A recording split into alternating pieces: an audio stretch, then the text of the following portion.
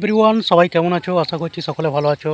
তো আমরা নদী দিয়ে ঘুরতে এসেছি। নদীর এই কন্ডিশন আমাদের বর্ধমান জেলার দামোদর নদী ঘুরতে এসে একটা কথা মনে পড়লো, যে কথাটা ভাবলাম যে তোমাদের সঙ্গে শেয়ার করি।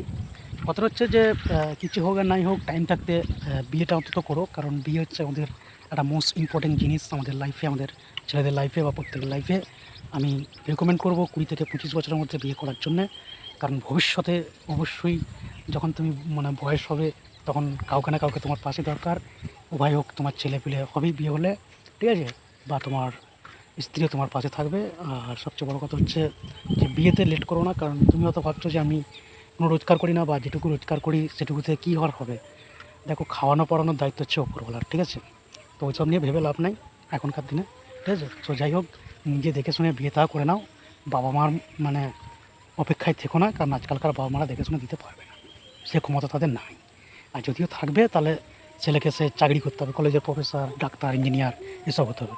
আর আমরা ভাই লোকাল, এসব কিছু নয়। তাহলে সুতরাং আমাদেরকে নিজে শিখে দেখে শুনে করতে হবে।